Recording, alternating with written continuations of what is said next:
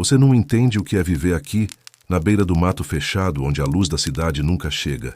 Aqui, na Chapada, a noite tem um peso que sufoca. O sol se esconde e o silêncio desce, mas não é um silêncio de paz, é um silêncio que esconde a fome. O povo diz que é assombração, diz que é bicho grande, onça pintada que ficou brava. Eles trancam as portas, acendem umas lamparinas e rezam. Mas eu sei a verdade. Eu sei o que anda nas trilhas quando a lua incha no céu. Eu vi as pegadas. Eu senti o cheiro de carne crua misturado com suor e medo. Eu sou o único que caminha quando todos se escondem. Meu nome nunca vai estar nos registros. Meu trabalho é sujo e doloroso, mas é necessário. Eles me chamam de o Homem das Cicatrizes, e cada marca no meu corpo é uma história de vitória cara demais. Eu não caço bicho. Eu caço o que já foi gente, o que foi mordido pela maldição e não consegue mais voltar. A Chapada tem guardado esse segredo por gerações, e o meu dever é garantir que ele não se espalhe. A primeira vez que eu vi a transformação, meu corpo tremeu tanto que pensei que fosse virar pó. O grito da criatura não era de animal, era a agonia de uma alma rasgando o corpo. Desde então, nunca mais houve paz. Eu carrego a prata e o conhecimento antigo, o que me foi passado por meu pai e por meu avô antes dele. É um fardo que ninguém merece. Eu sei os sinais, a cova rasa, onde ele se esconde de dia, o olhar vazio nos olhos de quem vai se transformar e o uivo que não é um chamado, mas sim um aviso de morte. Esta noite o cheiro tá mais forte, o ar tá pesado, a lua tá quase cheia e eu sei que ele tá perto, farejando o gado que deixei como isca na clareira velha. A tensão é um nó na garganta que só desata quando o tiro é dado. Estou sozinho, eu sei, mas se eu falhar, amanhã não vai amanhecer em paz para ninguém. É uma luta que nunca termina, só pausa. Eu tô aqui, na escuridão, com a espingarda carregada e o coração batendo na garganta. Dizem que a maldição só pega quem crê, mas eu garanto. O lobisomem não precisa da sua fé para te dilacerar. Ele só precisa da sua carne. Você já sentiu esse medo, esse terror que não tem nome? Você já viveu algo tão assustador que a sua mente se recusa a processar? Me diga nos comentários se você já viu algo inexplicável nas suas noites. Eu preciso saber se sou o único que carrega essa verdade. Eu caminhei 3 horas desde o último povoado, me guiando pelo rastro que só eu reconheço. Não é pegada de onça. As garras são longas demais e o peso é distribuído de forma estranha, quase bípede, mas o passo é largo e apressado, como se estivesse fugindo de si mesmo. Cheguei à clareira pouco antes da meia-noite. O ar estava parado, frio, mas havia um cheiro metálico, fresco. Não precisei de luz para saber o que encontraria. O rastro levava diretamente ao local onde a armadilha de prata estava enterrada. Eu tinha usado o último porco que me restava, amarrado frouxamente a uma estaca para que o movimento e o cheiro fossem suficientes. O porco tinha sumido, levado inteiro, sem restos miúdos. Isso já era um sinal de força descomunal. Mas o que me chamou a atenção não foi a ausência da isca, e sim a forma como o chão estava revirado. A terra não estava apenas pisada, estava arrancada em camadas profundas, como se a criatura tivesse tentado se firmar desesperadamente durante a transformação ou a luta. E no meio do buraco, vi. Havia um pedaço de tecido rasgado, grosso, de camisa de flanela, comum, e perto dele, uma gota escura na folha de bananeira. Sangue. Mas não era o sangue escuro e coagulado do porco. Era sangue humano, coagulando lentamente. A armadilha de prata não tinha pego ele por completo, mas tinha feito contato. Essa foi a minha primeira vitória. Ele estava ferido, e um lobisomem ferido é perigoso, mas previsível. A dor o faria buscar um refúgio mais perto da civilização, talvez a própria casa onde ele se transforma de volta, ou um lugar conhecido para lamber os ferimentos e esperar a cura. Eu me abaixei, recolhi o pedaço de flanela, era familiar, tingimento caseiro, talvez do senhor Juvenal da fazenda de baixo, e senti a umidade da terra. Meu coração acelerou, não pelo medo, mas pela urgência. Eu tinha poucas horas antes do amanhecer, e se ele voltasse a ser homem antes de eu encontrá-lo, o ciclo recomeçaria, e mais gente morreria na próxima lua cheia. Eu engatilhei o rifle, Senti o peso da munição de prata pura no bolso e comecei a seguir o rastro de sangue que agora era intermitente, pingando em intervalos mais longos, sinal de que a ferida estava fechando rápido. A adrenalina me manteve alerta, mas o cheiro da floresta mudou. Não era só o cheiro de mato e terra molhada. Agora havia odores de urina forte, almíscar, e subindo na brisa fria da madrugada, um hálito rançoso e quente, como se a criatura estivesse respirando muito perto. Eu parei, respirei fundo, tentando ouvir além do meu próprio batimento cardíaco. O silêncio era total. Os bichos noturnos tinham calado. O silêncio era o rugido dele.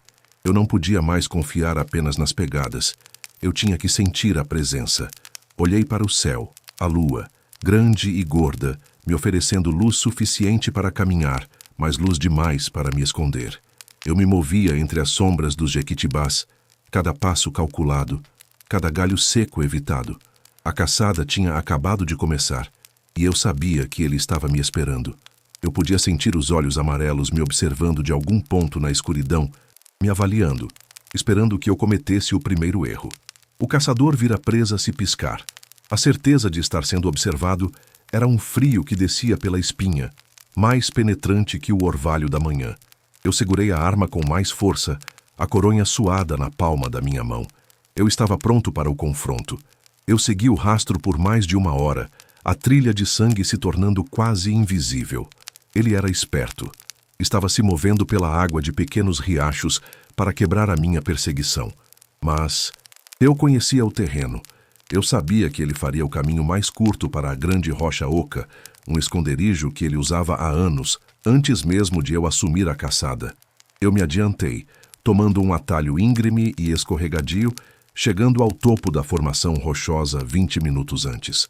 A adrenalina estava tão alta que eu não sentia o frio cortante da noite, nem o atrito do couro das minhas botas. Meu foco era absoluto.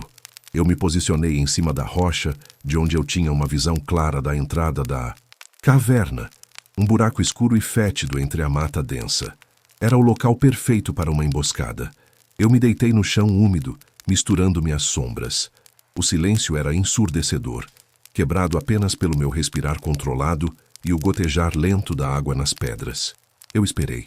A espera é a parte mais difícil e mais crucial do trabalho.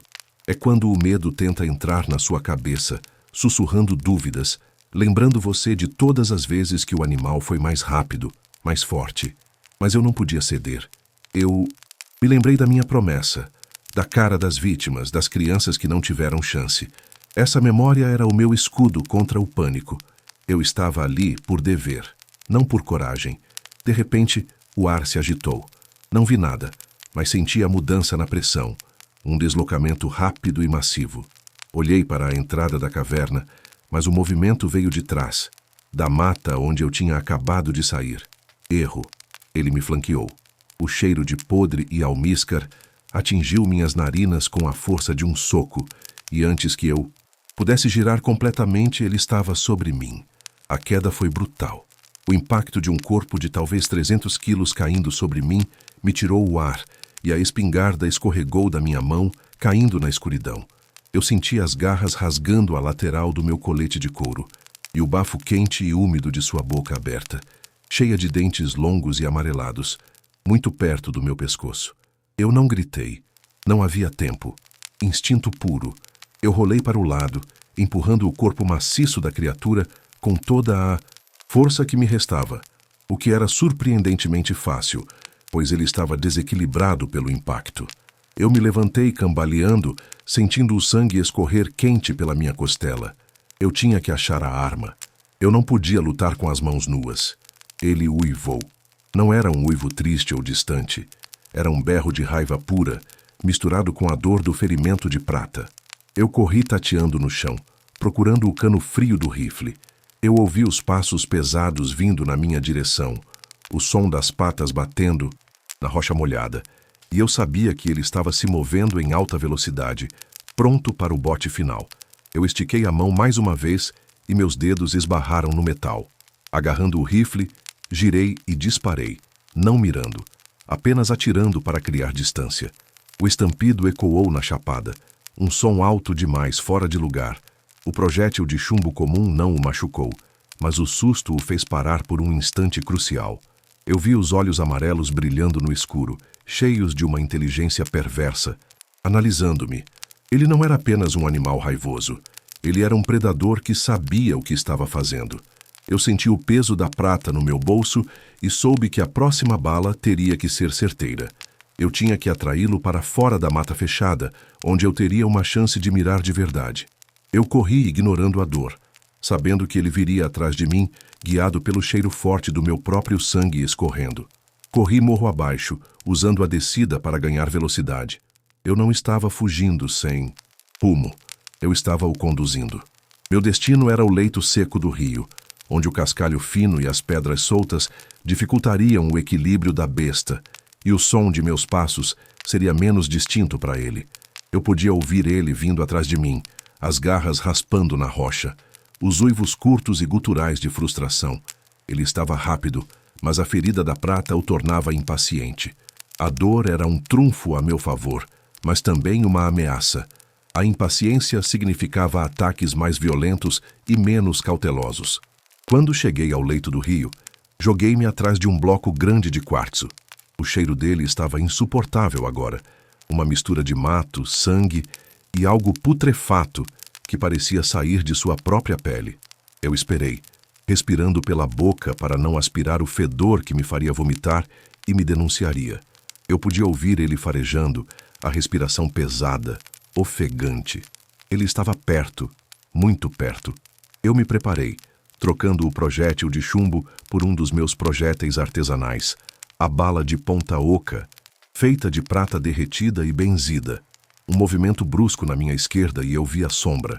Era enorme, projetada na luz bruxuleante da lua. Ele estava a 10 metros, agachado, procurando por mim, sem saber que eu estava preparado. Eu me levantei rapidamente, o rifle no ombro. Tive apenas um segundo para mirar. Ele me viu no mesmo instante. Os olhos amarelos se fixaram nos meus, e ele abriu a boca em um rosnado que parecia rasgar o ar. Ele saltou. Eu apertei o gatilho. O barulho do tiro foi abafado pela distância e pelo estrondo do corpo caindo. Mas ele não caiu. A bala de prata atingiu o flanco, um pouco abaixo da axila, mas ele continuou o salto. Ele estava determinado. Meu segundo tiro tinha falhado o ponto vital. No ar, ele parecia maior, mais musculoso, os braços terminando em patas monstruosas. Eu me joguei para o lado, sentindo o vento do impacto quando ele aterrissou onde eu estava. Ele estava furioso. Girou sobre as patas traseiras e veio para cima de mim de novo. Desta vez ele não tentou me morder. Ele usou o braço, um golpe pesado que me atingiu na lateral da cabeça, jogando-me contra as pedras. Escuridão momentânea. Quando meus olhos voltaram a focar, eu estava tonto e com o gosto de sangue na boca. O rifle tinha caído longe. Eu estava desarmado. Ele estava a 3 metros, vindo lentamente, saboreando o momento, confiante na sua superioridade física. Eu sabia que essa era a minha última chance. Minhas mãos foram instintivamente para o facão que eu carregava. Na cintura, a lâmina curva e pesada também banhada em prata em seu gume. Eu me levantei cambaleando, erguendo a lâmina na frente do corpo, não como arma de ataque, mas como barreira. Ele riu. Sim, ele riu. Um som rouco, seco, aterrorizante, quebrou o uivo. Não era um animal. Era um homem zombando de mim. Ele avançou, e eu cravei o facão. Não mirei no peito, que era muito largo e musculoso. Mirei no joelho. A lâmina atingiu a articulação com um som horrível, e ele urrou. O urro dessa vez foi de dor excruciante, a prata queimando o tecido. A perna cedeu e ele cambaleou, o peso do seu corpo o fazendo cair para o lado. Eu não esperei. A dor na minha cabeça era lancinante, mas a prioridade era ele. Eu corri para o rifle, mas antes que eu pudesse alcançá-lo, o lobisomem, mesmo ferido e mancando, estava se arrastando para a escuridão da mata. Ele não ia morrer ali. Eu tinha que persegui-lo. Eu peguei o rifle e corri atrás dele. O facão ainda estava cravado em sua perna, uma âncora de dor que o retardava. Ele estava deixando um rastro de sangue ainda mais evidente, escorrendo em poças que cintilavam sob a luz da lua. Mas a chapada é um labirinto, e ele sabia como usá-la a seu favor, mesmo ferido. Ele entrou em uma seção particularmente densa da floresta, onde os cipós se entrelaçavam em uma teia quase impenetrável, e a vegetação rasteira era espessa e alta. Eu tive que diminuir o ritmo, usando as mãos para abrir caminho, enquanto o som dos seus passos pesados e lentos se distanciava ligeiramente. Eu estava determinado a não deixá-lo escapar desta vez. A prata o mataria lentamente se eu não terminasse o trabalho, mas a dor o faria atacar qualquer um que ele encontrasse antes de sucumbir. E eu não podia permitir que mais vidas fossem perdidas por minha falha em finalizar. Eu me forcei a ignorar a dor na minha costela e a tontura. Eu corria com a arma engatilhada, o dedo no gatilho, pronto para atirar no instante em que visse um movimento. A perseguição me levou para um declive úmido, perto de uma cachoeira pequena. O som da água abafava qualquer uivo ou gemido dele, mas o cheiro estava voltando, mais forte do que nunca, misturado agora com o odor de um animal acuado. Ele estava se escondendo. Ele tinha parado de fugir e estava esperando por mim. Eu parei na borda do declive. O silêncio voltou, denso e opressor, quebrado apenas pelo murmúrio da água. Eu procurei em todas as sombras, as rochas, as árvores caídas, o matagal denso. Eu sabia que ele estava olhando para mim, observando minha impaciência, esperando o momento certo para o último bote. Eu joguei uma pedra pequena para a esquerda. Nenhum movimento. Eu atirei uma folha para a direita. Silêncio. Eu tentei me acalmar, fechando os olhos por um instante, usando os outros sentidos. O cheiro era a chave, forte e metálico. Ele estava acima de mim. Olhei para cima, nada. Olhei de novo, mais detalhadamente, para o dossel de árvores. E então eu vi. Não o corpo inteiro, mas um pedaço. Ele estava pendurado em um galho grosso de uma árvore alta, usando a força bruta para se içar e esperar. Ele estava ferido, mas sua estratégia era clara. Ele queria me atacar de cima, usando a gravidade para anular minha defesa. Ele estava se preparando para pular. Eu levantei o rifle, mirando no centro da massa escura. Eu disparei. O tiro de prata foi certeiro. O grito que veio dessa vez foi gutural e final. Não foi um uivo, foi um rugido de morte.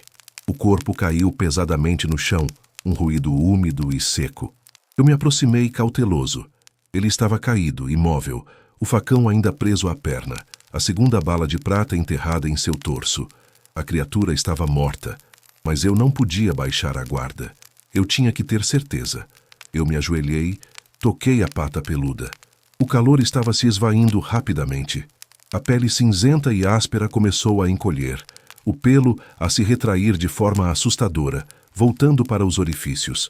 Eu observei a transformação inversa, o corpo se desfazendo do monstro, as feições do homem, voltando lentamente. Era a parte mais cruel. Eu precisava saber quem ele era para fechar a história e alertar os parentes. A criatura se tornou um homem nu e ensanguentado, o rosto sereno na morte, mas macabramente familiar. A minha pior suspeita tinha se confirmado. O caçador de lobisomens sempre sabe quem ele está caçando, e o fardo é sempre pessoal. Olhei para o rosto que se revelava na fraca luz da manhã que começava a despontar. Era o senhor Juvenal, o fazendeiro cuja flanela eu havia encontrado na primeira clareira. Um homem bom, pai de 3 filhas, respeitado na comunidade por sua calma e seu trabalho duro. Eu o conhecia há anos. Nós tínhamos dividido a mesma cachaça no boteco da esquina, conversado sobre a chuva e a colheita. Vê-lo ali, nu, morto e coberto com as feridas da minha prata, era um soco no estômago. Este era o custo real do meu dever.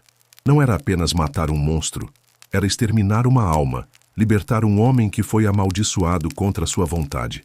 Eu me sentei, ao lado do corpo, a exaustão física e emocional me atingindo com força total. O cheiro de podridão e morte estava se dissipando, sendo substituído pelo cheiro de orvalho e terra molhada. O corpo do senhor Juvenal não tinha mais o aspecto monstruoso. Era apenas o corpo magro de um trabalhador rural. Mas as feridas de prata ainda queimavam e a expressão de seu rosto, embora serena agora, carregava a lembrança da agonia da transformação. Eu tirei o facão de sua perna, a prata reluzindo com o sangue. Escuro. Eu precisava sumir com o corpo. Ninguém podia saber a verdade. Se a comunidade soubesse que Juvenal era o lobisomem, o pânico se espalharia. Além disso, o corpo precisava ser purificado da maldição, o que envolvia um ritual antigo que meu pai me ensinou. Algo que deve ser feito ao amanhecer, antes que o sol toque a carne. Eu tinha pouco tempo. A tarefa era árdua. Eu limpei o facão com a terra, peguei o rifle e comecei a arrastar o corpo pela mata. O peso era considerável, mas a adrenalina me dava uma força que eu não tinha em circunstâncias normais. Enquanto eu o puxava, sentia tristeza profunda. Ele não era mau. Ele era vítima. A maldição havia passado para ele de alguma forma desconhecida, talvez através de uma mordida antiga, talvez por algum feitiço antigo que se perdeu na memória da Chapada. A minha missão não era julgar, era apenas parar a matança. O ritual exigia fogo e sal. Eu arrastei Juvenal até o ponto mais isolado do rio, onde havia uma pequena prainha de areia branca. Comecei a coletar lenha seca, apressando-me, pois o céu já clareava em tons de laranja e roxo. Eu precisava erguer a pira antes que a primeira luz direta do sol o tocasse. Enquanto eu empilhava os galhos, encontrei algo que não deveria estar ali, perto da água. Uma pequena boneca de pano feita à mão, com um vestido desbotado. Era de uma das filhas de Juvenal. Ele a tinha levado consigo. O monstro carregou a lembrança do homem. Isso me quebrou. O lobisomem era sua própria prisão. E ele tinha morrido sabendo disso. Eu acendi o fogo, um ritual de liberação e esquecimento. A fumaça subiu reta no ar parado da chapada. O calor começou a consumir a madeira, e eu coloquei o corpo de Juvenal sobre a pira. Joguei o sal grosso e murmurei as palavras antigas que eram a única oração que eu conhecia. Não era para Deus, era para a terra, para que ela aceitasse o que foi e impedisse o retorno. Eu observei o fogo, sentindo o peso da mentira que eu contaria ao povoado. Ele se perdeu na mata, ele caiu, ele sumiu. A verdade nunca seria contada. Uma semana se passou desde a morte e a pira do Sr. Juvenal. Eu voltei para o meu esconderijo, uma cabana isolada nas montanhas, longe de qualquer trilha. Eu estava me curando. As garras do lobisomem tinham deixado feridas profundas nas minhas costelas, e a pancada na cabeça ainda me causava vertigens. Mas o pior ferimento não era físico, era a ferida da alma, a repetição constante daquele último grito de agonia do Juvenal, misturado com o riso seco e zombeteiro da besta. Eu estava tentando descansar, mas o sono não vinha. Eu sabia que a maldição era um ciclo. Matar um lobisomem não acabava com a linhagem. Ele apenas abria espaço para o próximo. A maldição é como um vírus, e a chapada é o hospedeiro. Eu passava meus dias polindo as balas de prata, checando o estoque de sal e ervas protetoras, me preparando para a próxima lua cheia, que chegaria em 28 dias. Eu não tinha o luxo do luto. Minha mente estava focada em determinar quem seria o próximo. A maldição não escolhe a vítima de forma aleatória. Ela escolhe um hospedeiro que está vulnerável, que já carrega uma escuridão ou que é geneticamente ligado à maldição original. Eu repassei mentalmente todos os habitantes dos povoados vizinhos. Quem tinha se comportado de forma estranha? Quem andava doente, pálido, com insônia? Eu me lembrava de um jovem, o filho do ferreiro, Elias. Ele era quieto, tinha um temperamento explosivo e havia sumido por 3 dias na última lua cheia, voltando com uma história esfarrapada de ter se perdido na mata. Eu descartei essa ideia inicialmente. Parecia muito óbvia, mas a memória teimava em voltar. Eu tinha que investigar Elias. Eu desci a montanha novamente, me misturando discretamente ao povoado. Eu andei pela ferraria. Elias estava lá, pálido e cansado, mas trabalhando. Eu observei seus movimentos. Não havia nada de estranho, exceto por uma bandagem grossa no seu antebraço. Eu me aproximei, fingindo interesse em um trabalho de metal. Machucado feio, Elias, eu disse com uma voz casual. Ele se assustou, cobrindo o ferimento com a outra mão.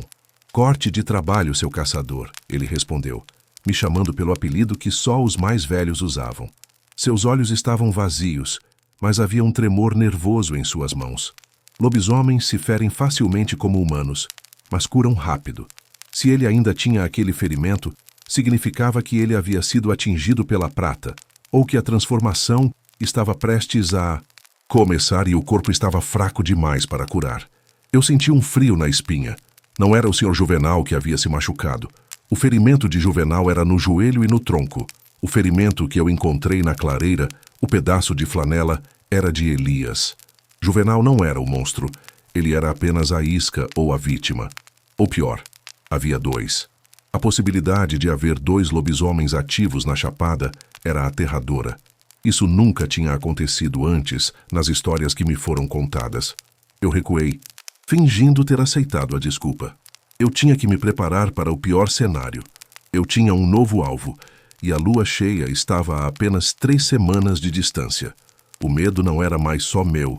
Era um recém-nascido, crescendo rápido na escuridão da Chapada. 3 semanas se arrastaram tensas e intermináveis. Eu montei uma vigília constante observando Elias de longe. Ele estava cada dia mais magro, mais nervoso. Ele parou de sair de casa depois do anoitecer. Os sinais eram inconfundíveis.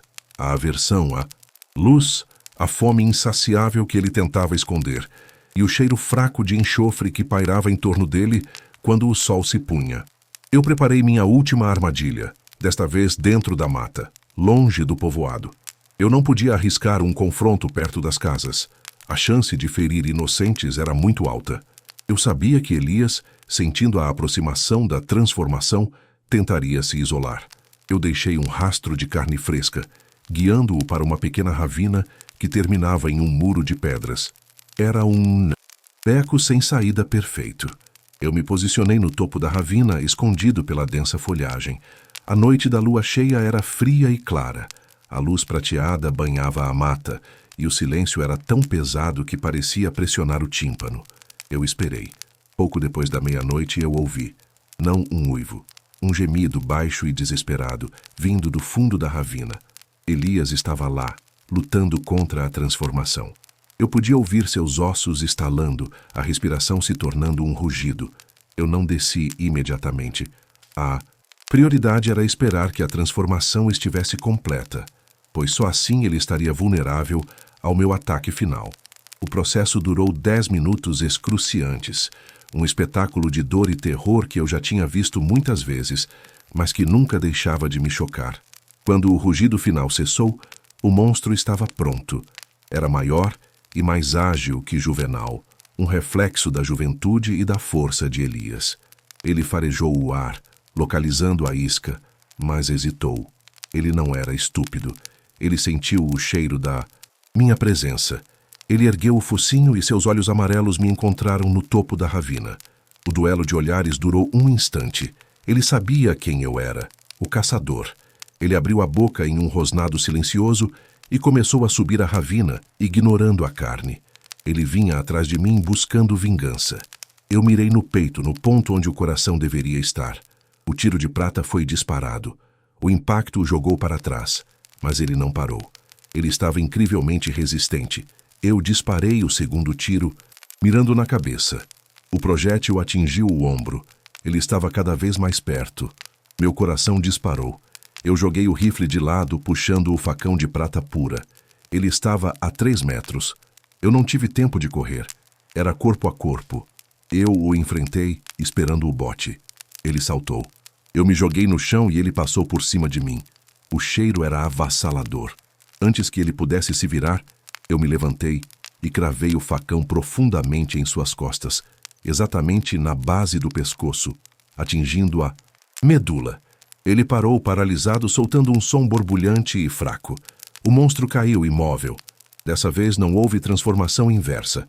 O facão de prata selou o destino da besta, e ele permaneceu um lobisomem, morto na ravina. Eu me arrastei até ele, exausto, e puxei o facão.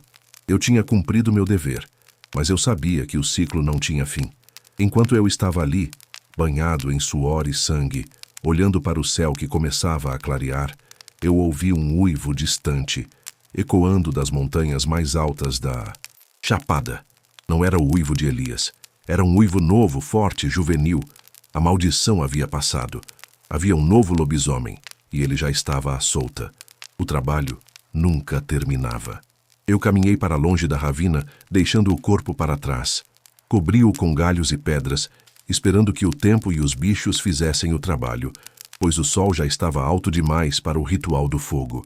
O segredo da morte de Elias, assim como o de Juvenal, seria mais uma história de sumiço inexplicável na Chapada Diamantina. Ninguém suspeitaria. O povoado continuaria trancando suas portas e acendendo suas lamparinas, acreditando que o perigo vinha de onças famintas ou ladrões de gado. Eu era o guardião da verdade feia, o filtro entre a sanidade deles e o horror absoluto que se esconde na mata. Eu sabia que a cada ciclo a maldição ficava mais forte, mais rápida para encontrar um novo hospedeiro. O uivo que ouvi ao amanhecer não foi um alarme, foi um convite. Era a certeza de que a Chapada não era apenas um lugar de beleza natural, mas um berço para o mal antigo, um mal que se nutria do sangue e da inocência. Minhas cicatrizes agora eram 2 a mais, marcas permanentes de um confronto que quase me custou a vida. O facão, limpo na grama molhada, foi guardado na bainha. Minha mão doía, meu corpo gemia de cansaço, mas eu não podia parar. O novo lobisomem estava por aí, provavelmente um jovem, inocente de sua maldição, mas faminto. Ele estava crescendo na escuridão, aprendendo a andar, aprendendo a matar. E em menos de um mês, quando a lua estivesse gorda e prateada novamente, eu estaria de volta à caça. Essa é a vida do caçador de lobisomens. Uma eternidade de noites frias, de cheiros nauseantes e de luto solitário. Eu carrego essa sina para que outros possam dormir. Eu sou a sombra que protege a luz, mas eu olho para as estrelas e sinto o medo. O que acontece quando a maldição se espalha mais rápido do que eu consigo matar? O que acontece quando o caçador falha e o monstro não é mais 1, mas 10? Eu me pergunto se eu sou o último da minha linhagem, se o conhecimento morrerá comigo, deixando a Chapada Diamantina à mercê das feras que fingem ser homens. Eu não sei a resposta, mas sei que a luta continua. O vento nas árvores agora não é um murmúrio, é um aviso. E nas pegadas que deixo para trás, há mais do que terra e cascalho. Há o peso insuportável de saber que o lobisomem ainda pode estar à solta, talvez vivendo ao seu lado, esperando pela próxima lua cheia para se libertar e devorar tudo que você ama. O medo nunca dorme na Chapada e eu também não.